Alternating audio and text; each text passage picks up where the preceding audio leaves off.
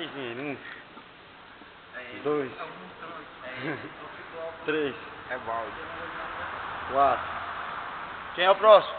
5. Tu, Xeré. Bora logo. 6. Vai, entra. É tu. Aí vem o homem que nunca tomou um bizu. Nunca tomou óleo. Nunca injetou óleo no Vai, bombado, vai. Um, 2, ixi, tá fazendo triste, ó. 3, 4, 5, 6. Vem agora. Qual, Gerel? De jeito?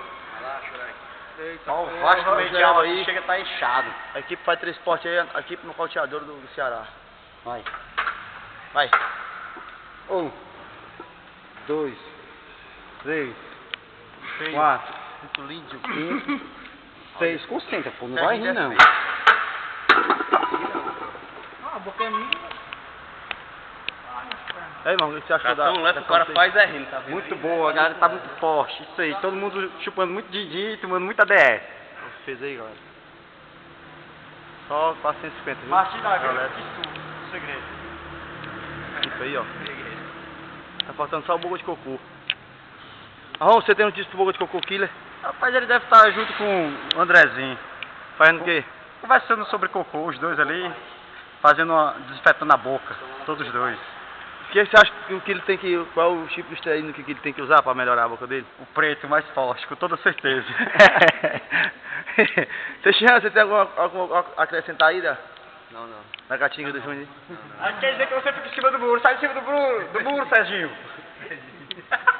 Mas isso não é problema. Segundo as pesquisas, eles dizem que 80% da população sofre desse problema de mau hálito. Então, não vamos julgar todo mundo, né? 80% sofre, então deixa acontecer a parada.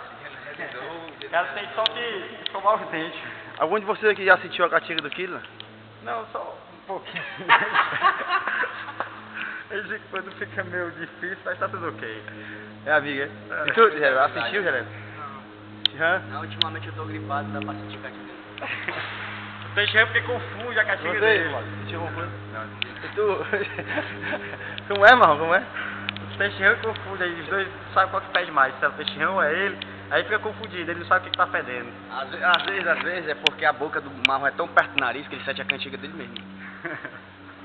Fabiano, você sentiu já? Rapaz, às vezes quando ele pega na guilhotina eu bato logo, porque fica ali...